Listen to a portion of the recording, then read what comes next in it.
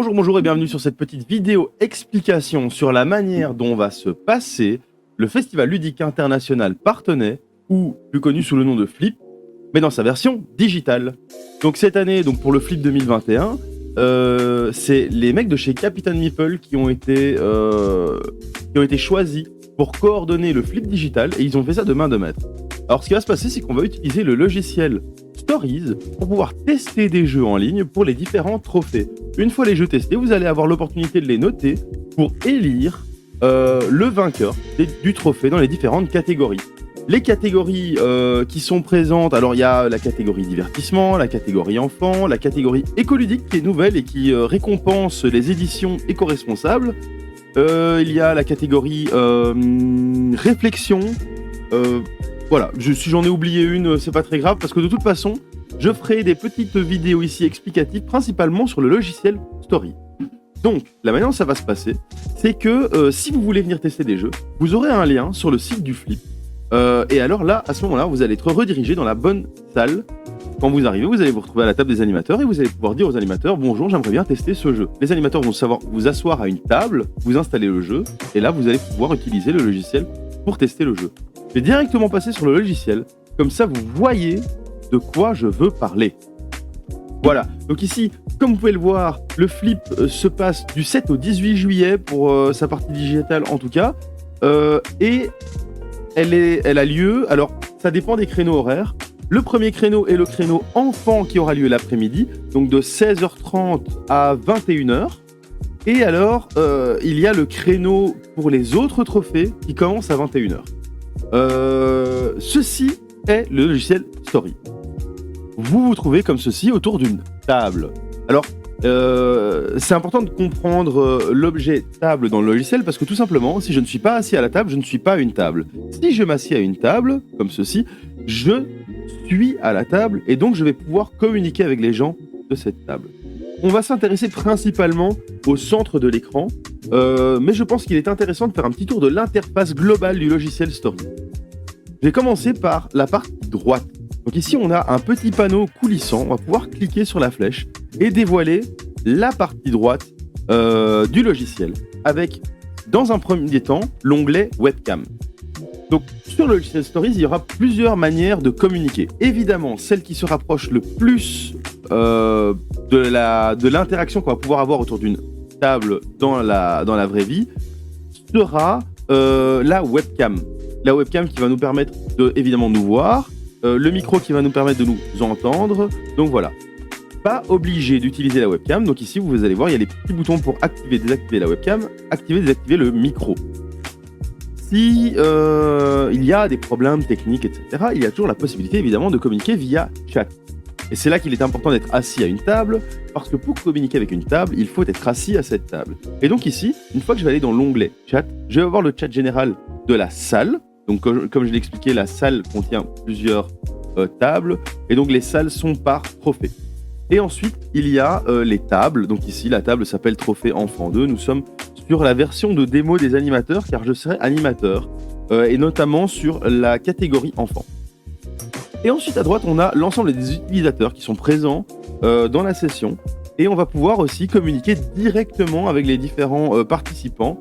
Et donc, c'est l'équivalent du murmure, donc c'est pratique, par exemple, si on si on joue à un jeu qui se passe en équipe.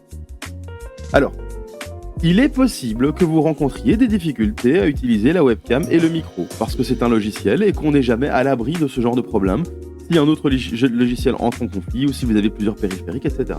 Donc, si on ne vous entend pas, si vous n'entendez pas, si on ne vous voit pas, alors qu'on est censé vous voir, etc., commencez par aller sur le petit onglet, le petit bouton paramètres ici en haut à droite.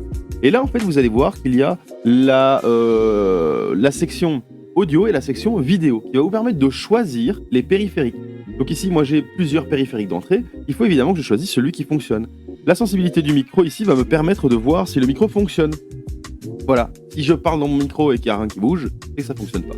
Donc n'hésitez pas, si on ne vous entend pas, à aller voir dans la partie paramètres et à sélectionner le bon périphérique d'entrée. Pareil ici pour le périphérique de sortie, si vous n'entendez pas les gens, c'est que c'est le mauvais périphérique qui a été sélectionné. C'est ici notamment qu'on va pouvoir choisir si on utilise un casque ou les haut-parleurs du PC. Et puis pour la vidéo, c'est la même chose, hein, on a les périphériques vidéo, etc. etc. Donc, très important à savoir. Voici donc la table. Sur cette table, on va avoir différents jeux. Donc moi, par exemple, en tant qu'animateur, je vais pouvoir ici, vous me dites « Ah, j'ai envie de jouer à Dragomino », je vais vous charger le jeu, par exemple, Dragomino.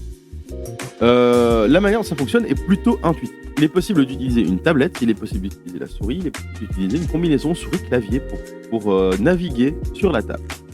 Ici, donc, on a des chaises avec les différents participants qui seront assis à notre table, et on a différents boutons ici.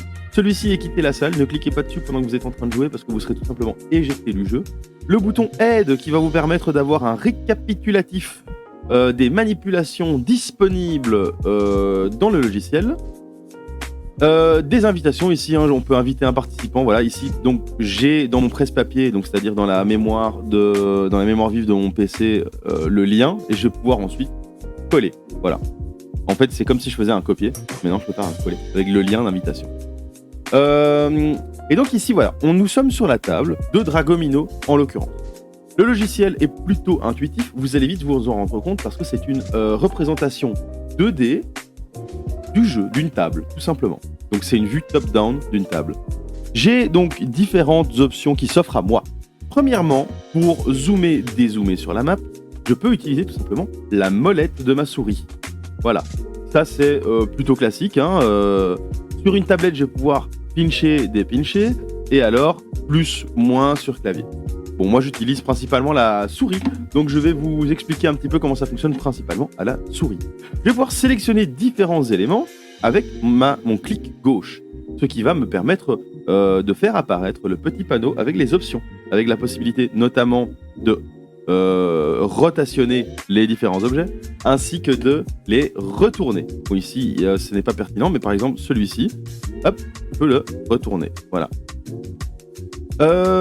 Ensuite, on a la possibilité de déplacer les objets, donc en drag and drop. Donc si je clique gauche, que je maintiens et que je déplace l'objet, je vais tout simplement pouvoir le déplacer. Une fois que je lâche, il est à nouveau posé sur la table. Il y a également la possibilité de zoomer sur l'objet. Si je mets ma souris dessus et que j'appuie sur Alt, la touche Alt de mon clavier, je vais zoomer au maximum sur l'image, qui va me permettre de pouvoir beaucoup mieux lire ce qui s'y passe. Sur Dragomino, bah, c'est pas le plus pertinent, à part si on veut apprécier tranquillement les graphiques.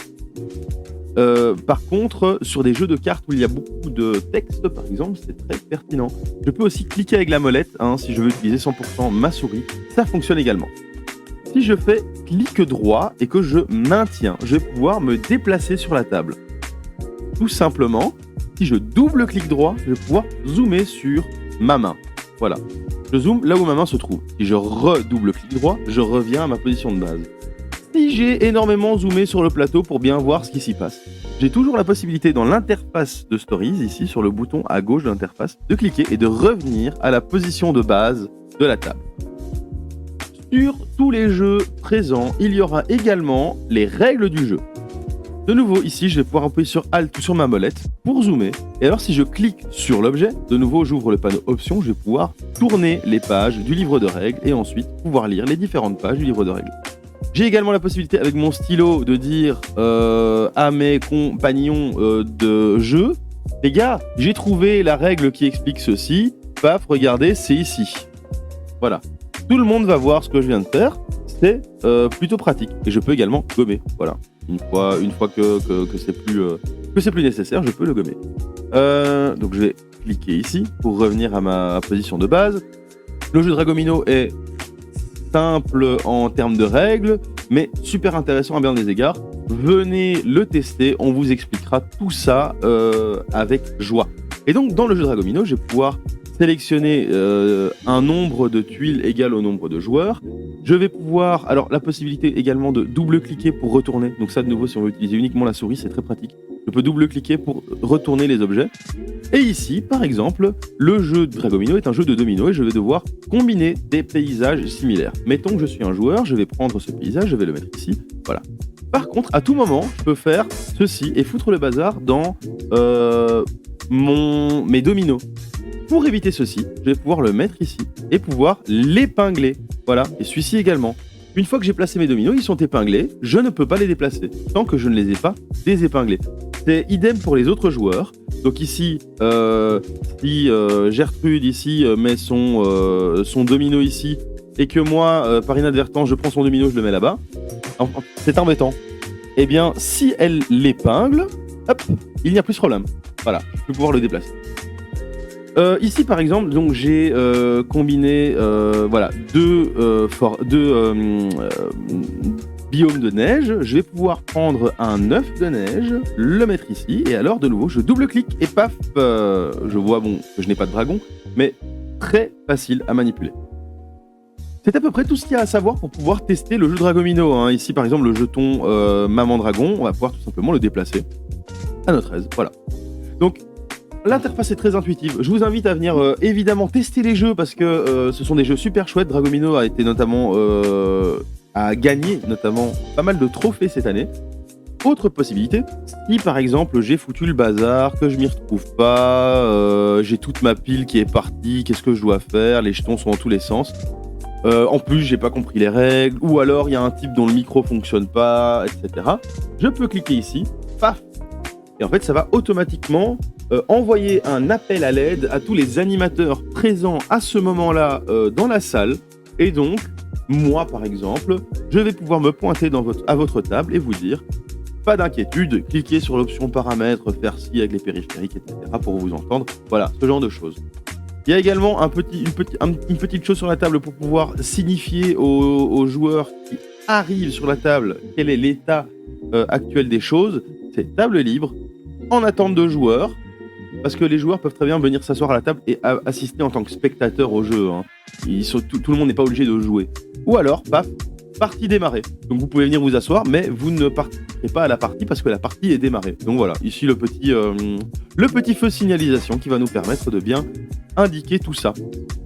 Donc ici c'est un petit peu les éléments de base nécessaires pour jouer à Dragomino que je vous ai montré. Alors, petite présentation rapide des jeux présents pour le trophée enfant. Donc de nouveau, je ne vais pas expliquer les règles, etc. Je vais juste vous montrer quels sont les jeux présents. Venez les tester. Je pense que ça peut être vraiment chouette. Par exemple, ici, on a Bouleloup. Bouleloup, on va pouvoir de nouveau un double-clic pour retourner les éléments. C'est très pratique. Le dé. Ah, voilà.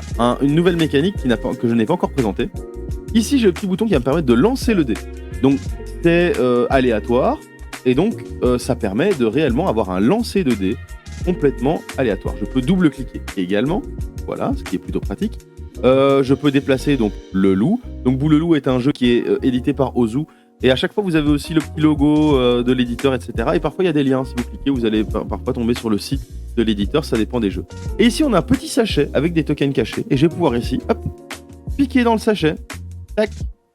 Je sais pas comment ils ont appelé ça. Piocher. Piocher dans le sac. Tac. Voilà.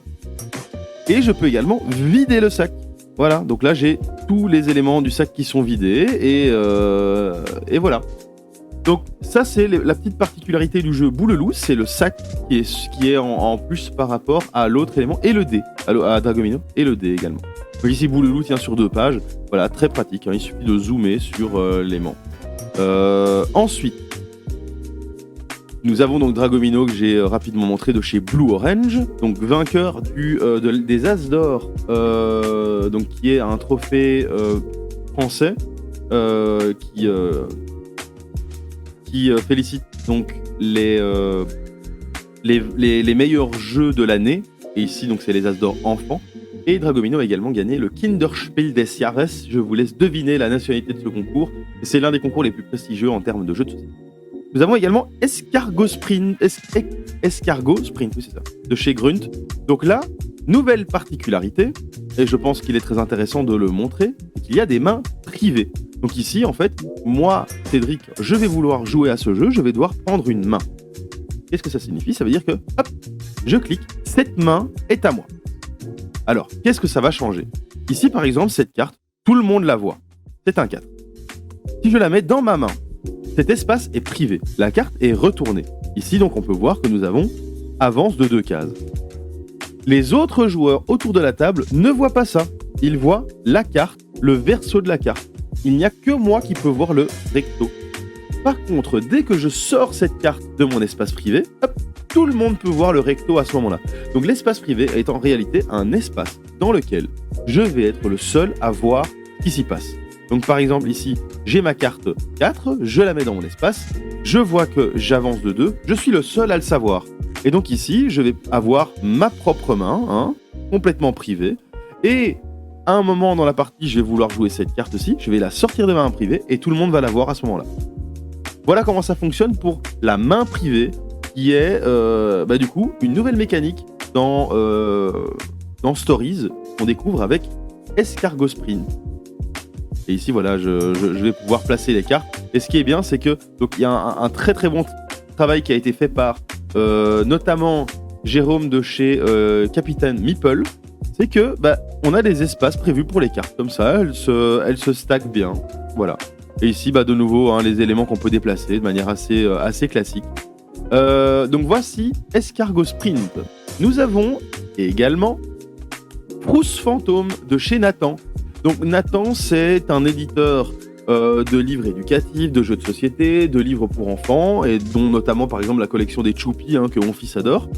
Et ils ont également donc cette gamme de jeux de société avec ici de nouveau des dés, double clic pour les lancer, les petits fantômes qu'on va pouvoir déplacer. Donc ici, rien de bien particulier. Ne déplacez pas, essayez d'éviter de déplacer le plateau. Voilà.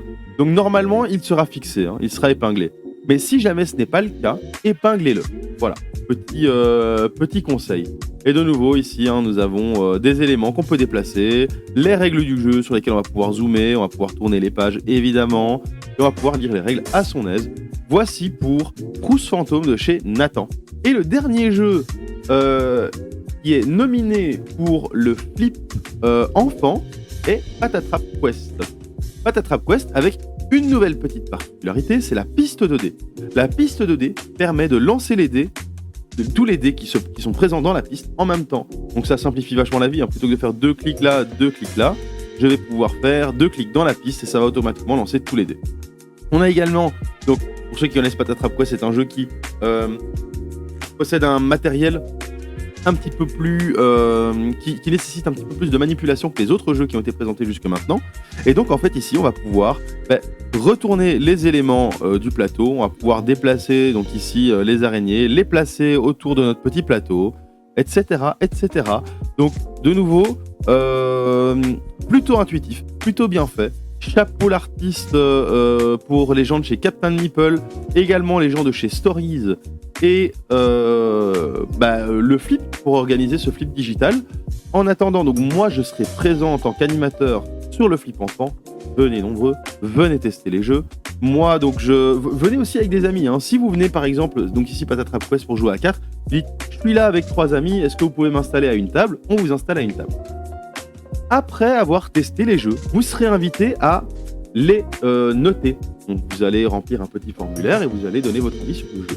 Tout simplement, c'est cette manière qui va nous permettre qui va permettre au flip d'élire les vainqueurs des différents trophées. Donc notamment ici, par exemple, j'ai aimé Patatrap Quest, je vais remplir le formulaire pour dire ce que j'ai pensé de ce jeu. Les votes du flip digital seront comptabilisés avec les votes du flip physique. C'est comme ça qu'on va pouvoir élire le gagnant du trophée. Sachant que si on vote, on a la possibilité de participer donc à une tombola, c'est gratuit. Si je vote pour un jeu, je vais pouvoir participer à une tombola et il y aura des prix à gagner, notamment des croisières ludiques de chez Captain Meeple. Allez voir leur site, voilà, ils font des trucs plutôt intéressants. Et donc voilà, c'était la petite présentation du logiciel Stories dans le cadre du trophée enfant pour le flip digital. Le flip, donc, ici, du 7 au 18 juillet, by Stories, là-bas en bas à droite, c'est noté. Je vous invite également à aller voir en description de la vidéo les différents liens vers lesquels je vais vous rediriger, notamment pour pouvoir participer au test. Vous aurez une page web sur le site du flip. Vous allez tout simplement pouvoir cliquer sur le lien qui va directement vous rediriger vers Stories. Il faudra évidemment télécharger le logiciel Stories version 1.6. Et c'est tout. C'est tout. Vous allez pouvoir tester des jeux gratuitement avec des gens. Vous allez peut-être pouvoir croiser des créateurs de jeux sauvages de temps en temps. Parce qu'ils vont venir voir un petit peu leurs jeux, etc. Expliquer notamment aussi, pourquoi pas. Donc voilà. N'hésitez pas. Sur ce, je vous souhaite la bonne journée, soirée en fonction de quand vous regardez cette vidéo. Et je vous attends de pied ferme à partir du 7 juillet pour tester les jeux pour le trophée enfant à partir de 16h30 jusqu'à 21h. Venez nombreux.